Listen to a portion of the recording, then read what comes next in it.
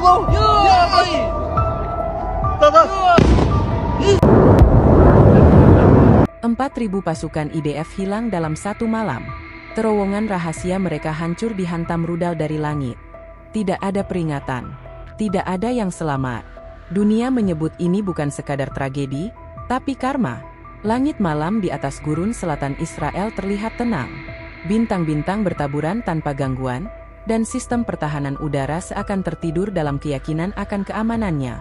Namun, dalam hitungan detik, kesunyian itu berubah menjadi mimpi buruk. Dari kejauhan terdengar deru yang asing, bukan dari pesawat tempur, melainkan dari langit yang mengoyak kesenyapan.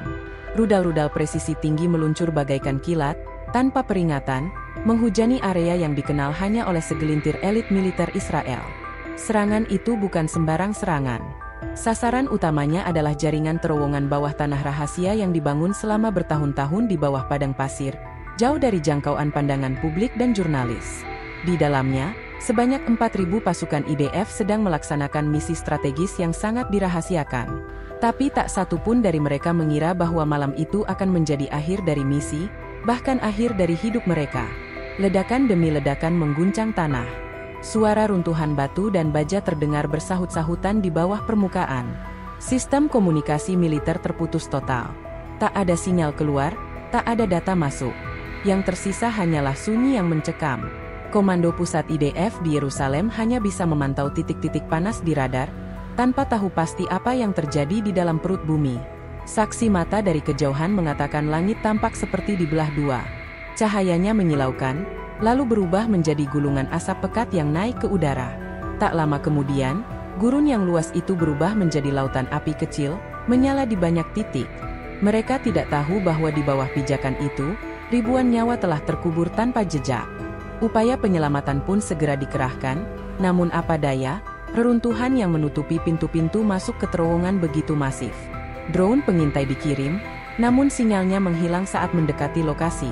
Beberapa unit SAR mencoba masuk lewat jalur darurat, tapi semuanya kembali dengan wajah pucat, tidak ada yang tersisa. Seolah-olah seluruh kekuatan di dalamnya telah dilenyapkan dalam satu malam. Media lokal tidak diberi izin untuk memberitakan. Pemerintah hanya mengatakan bahwa latihan militer besar sedang berlangsung. Namun kebohongan itu tak bertahan lama.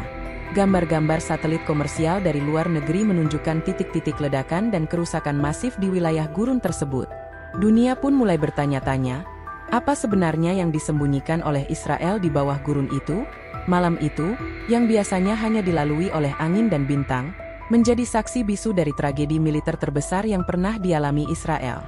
Ribuan pasukan dilaporkan hilang dalam tugas, namun tak ada satupun penjelasan resmi tentang bagaimana mereka bisa hilang tanpa sisa. Yang ada hanyalah keheningan, dan reruntuhan yang menandai bahwa sesuatu yang sangat besar telah terjadi. Dan di antara puing-puing itu, dunia mulai merasakan aroma perubahan. Bahwa keangkuhan teknologi bisa dihancurkan oleh ketepatan strategi. Dan bahwa kekuatan yang selama ini tak tersentuh, malam itu harus merasakan bagaimana rasanya ditelan oleh tanah yang selama ini mereka injak dengan penuh kesombongan. Keesokan harinya, ketika kabut sisa ledakan masih menggantung di atas gurun, dunia mulai menyusun potongan-potongan peristiwa yang tak bisa lagi disembunyikan. Gambar satelit dari lembaga internasional menunjukkan dengan jelas bekas serangan yang masif. Garis ledakan membentuk pola menyerupai koordinat yang presisi. Isu hilangnya 4.000 pasukan IDF bukan lagi spekulasi, tapi menjadi kenyataan yang tidak bisa dibantah. Pemerintah Israel tetap bungkam, seolah berharap waktu bisa menghapus kejadian itu dari ingatan publik. Namun, dunia tidak diam. Media Timur Tengah menjadi yang pertama melaporkan tragedi tersebut secara terbuka. Stasiun televisi di Qatar, Lebanon, dan Turki menayangkan ulang ledakan malam itu dari berbagai sudut pandang. Di media sosial, potongan video dan foto-foto dari satelit sipil menyebar cepat. Gelombang reaksi muncul, dari simpati yang tulus, hingga suara lantang yang menyebut ini sebagai teguran dari langit. Di berbagai kota di Asia dan Afrika, massa berkumpul dengan membawa poster bertuliskan, "Ini bukan kebetulan, ini balasan." Mereka tidak bersorak karena dendam, tetapi karena merasa keadilan akhirnya menunjukkan taringnya. Di Gaza, Keluarga yang selama ini kehilangan anak-anak mereka karena serangan udara, kini berkumpul dalam keheningan, menyalakan lilin sebagai simbol doa. Bukan untuk membalas, tapi sebagai bentuk harapan bahwa penderitaan mereka akhirnya mulai didengar. Beberapa negara barat mencoba menahan narasi dengan menyebut serangan itu sebagai tindakan dari kelompok radikal, namun suara publik tak bisa dibendung. Di London, Paris, dan Berlin, ribuan aktivis turun ke jalan, membawa satu pesan yang sama. Berapa lama dunia akan tutup mata terhadap kekejaman yang selama ini dibungkam? Banyak yang percaya bahwa ini bukan sekadar tragedi militer, tapi pesan moral yang menyentuh nurani dunia. Tagar seperti 4.000 Gone, Karma Israel, dan Justice from Sky menjadi trending topik selama berhari-hari. Bahkan tokoh-tokoh dunia mulai bersuara.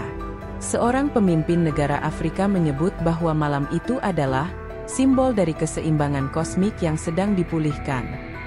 Sementara di Asia Tenggara, beberapa tokoh agama menyerukan doa bersama untuk semua korban, termasuk mereka yang selama ini tertindas oleh kekuatan militer yang terlalu lama dibiarkan tanpa kontrol. Di Tel Aviv, tekanan dalam negeri semakin kuat. Keluarga para prajurit yang hilang mulai mempertanyakan narasi resmi pemerintah. Mereka menuntut kejelasan, menuntut kebenaran.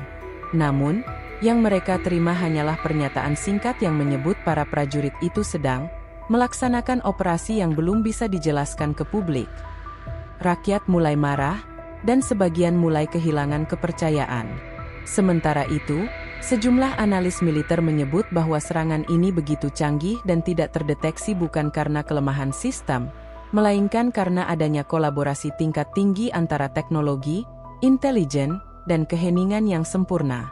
Serangan seperti ini tidak dilakukan dalam satu malam. Ini adalah hasil dari strategi yang disusun bertahun-tahun, mungkin oleh mereka yang selama ini hanya dipandang sebelah mata. Dalam hitungan hari, reputasi kekuatan militer Israel mulai goyah. Negara yang selama ini dikenal dengan keunggulan teknologinya, kini menjadi sorotan dunia karena celah fatal yang mereka sembunyikan terlalu lama. Dunia bertanya-tanya, jika mereka bisa kehilangan ribuan pasukan begitu saja, lalu seberapa banyak lagi yang mereka sembunyikan dari mata publik? Di perbatasan Gaza, suara takbir dan tangis bersatu dalam satu gema. Tapi kali ini bukan karena ketakutan. Mereka menyaksikan bahwa mungkin, untuk pertama kalinya, ketakutan telah berpindah ke arah yang selama ini merasa tak tersentuh. Apa yang dulunya hanya harapan dalam doa-doa kini mulai terlihat dalam kenyataan. Dan di tengah semua itu, dunia mengingat satu pelajaran yang tak pernah lekang oleh waktu, bahwa kekuatan tanpa hati nurani akan selalu diuji. Dan ketika saatnya tiba, bahkan terowongan terdalam sekalipun tak mampu menyembunyikan arogansi dari keadilan yang turun dari langit. Setelah hari-hari penuh spekulasi dan kesunyian, dunia mulai memahami bahwa yang terjadi bukan sekadar insiden militer. Lokasi yang dihantam oleh rudal-rudal itu ternyata bukan area sembarangan. Informasi yang bocor dari jaringan militer internasional menyebutkan bahwa terowongan itu adalah bagian dari proyek bawah tanah rahasia, tempat pelatihan, logistik, bahkan penahanan terhadap mereka yang tak diakui secara hukum. Fakta itu mengubah segalanya. Yang selama ini dikira benteng pertahanan, justru adalah saksi bisu dari praktik-praktik gelap yang tak pernah terungkap. Puing-puing yang menyelimuti gurun bukan hanya menutup jalur fisik, tapi juga menutup bab panjang tentang dominasi tanpa batas. Tidak ada upacara pemakaman, tidak ada pengakuan resmi tentang korban jiwa. Pemerintah hanya menyebutnya sebagai kehilangan komunikasi sementara, namun para keluarga tahu, mereka tidak akan melihat orang-orang tercinta mereka lagi. Tidak ada nama, tidak ada nisan, hanya senyap dan kebohongan yang mengambang di udara. Di dunia internasional, pengaruh peristiwa ini mulai terlihat nyata. Beberapa negara menyerukan penyelidikan independen terhadap aktivitas militer rahasia Israel, terutama yang berkaitan dengan penggunaan terowongan dan senjata eksperimental. Bahkan sekutu-sekutu lama mulai menarik diri secara perlahan, menilai bahwa kerjasama militer tanpa batas kini lebih banyak mendatangkan kerugian moral daripada keuntungan strategis. Para analis politik menyebut tragedi ini sebagai pukulan terbesar terhadap citra militer modern. Israel, yang selama ini dianggap sebagai simbol kecanggihan teknologi dan kekuatan pertahanan tinggi, mendadak terlihat rapuh. Semua sistem pertahanan tak berarti jika kesombongan dibiarkan tumbuh tanpa kendali. Ratusan miliar dolar pertahanan seolah tak berguna saat moral diabaikan dan keadilan dibungkam. Di sisi lain, Palestina dan negara-negara yang selama ini bersolidaritas, tidak merayakan kematian, tetapi mengangkat peristiwa ini sebagai peringatan moral. Mereka tak mengangkat senjata untuk membalas, tapi menunjukkan kepada dunia bahwa penderitaan yang diam saja pun, suatu hari bisa berubah menjadi kekuatan yang menggetarkan kekuasaan. Di Gaza, anak-anak melukis bintang di tembok-tembok yang dulu penuh lubang peluru. Mereka percaya bahwa langit kini tak lagi diam. Runtuhnya terowongan itu menjadi simbol yang kuat. Tempat yang dibangun dalam senyap, dengan maksud memperkuat dominasi, kini terkubur oleh keheningan yang lebih dalam. Banyak yang menyebut bahwa tanah itu telah menolak ketidakadilan yang dipaksa masuk ke perutnya. Bahwa bahkan bumi pun tahu kapan harus bicara, meski tanpa suara. Israel, dalam kegelisahannya, mulai menghapus jejak. Jalur-jalur digital yang terkait dengan proyek terowongan itu lenyap dari sistem. Beberapa pejabat senior mengundurkan diri diam-diam, dan tidak sedikit yang dikabarkan melarikan diri ke luar negeri. Namun di zaman ini, tak ada yang benar-benar bisa disembunyikan. Kebenaran selalu menemukan jalannya. Dunia menyaksikan semuanya dengan pandangan baru. Tak sedikit yang mulai mempertanyakan narasi lama yang selama ini mereka yakini. Jika kekuatan sebesar ini bisa kalah hanya dalam satu malam, apa arti sebenarnya dari kekuatan itu? Apakah kekuatan adalah jumlah senjata, atau justru keberanian untuk tidak menyalahgunakan kekuasaan? Malam itu, langit gurun kembali gelap seperti biasanya. Tapi tanahnya tidak lagi sama. Ia telah menjadi saksi dari tragedi, sekaligus bukti bahwa keadilan bisa muncul dari arah yang tak terduga. Tidak ada kemenangan dalam kematian, tapi ada peringatan dalam setiap keruntuhan. Dan dari dalam reruntuhan itu, dunia akhirnya belajar bahwa setiap kekuasaan yang dibangun tanpa hati, cepat atau lambat akan runtuh. Bukan karena senjata, tapi karena sejarah yang menuntut keadilan. Dan malam itu, sejarah telah bicara. Tidak ada kekuatan yang abadi. Terowongan bisa dibangun untuk menyembunyikan kekuasaan, tapi langit tak pernah diam. Malam itu, sejarah mencatat, keangkuhan bisa hancur dalam sekejap, dan dunia akhirnya melihat. Jangan lupa like, komentar, dan subscribe untuk terus ikuti narasi-narasi paling menggemparkan dari balik konflik dunia. Sampai jumpa di video berikutnya.